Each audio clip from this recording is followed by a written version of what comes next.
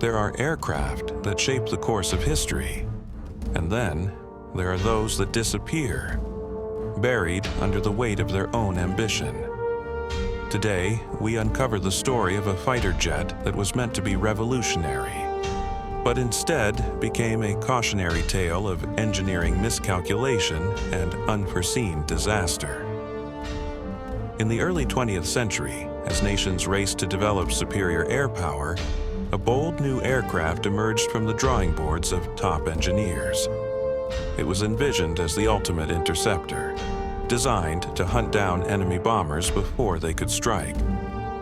With its twin-engine configuration, massive forward-mounted cannons, and a crew of highly specialized operators, it was nothing short of futuristic for its time. This was a war machine built to dominate the skies. But sometimes, great ideas lead to fatal consequences. On paper, this aircraft had everything: power, range, and firepower unlike anything seen before. But in reality, it was too slow to intercept its targets, and its complex engine system overheated too frequently. The most controversial feature?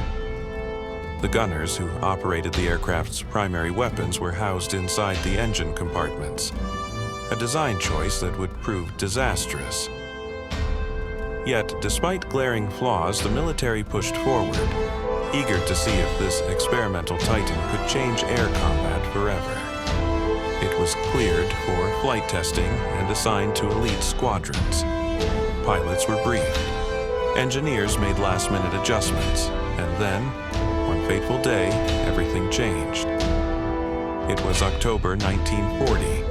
A routine training exercise was underway, a high-altitude gunnery drill meant to test the aircraft's firepower at 15,000 feet.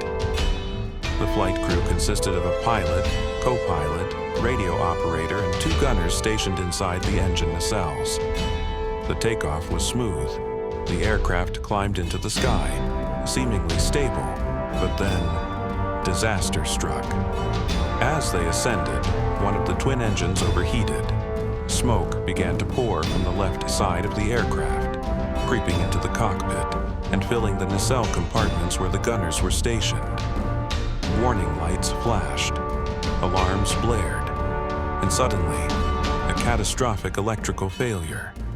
The fuel pumps shut down. The landing gear locked up. The flaps stopped responding. The pilot tried to regain control, but within seconds the aircraft entered a deadly spin. For the crew inside the cockpit, there was one last hope: bailing out.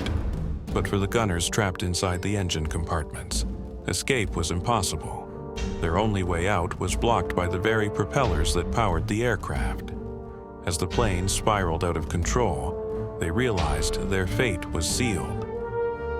In a final desperate act, the pilot and co-pilot managed to eject, their parachutes deploying just in time.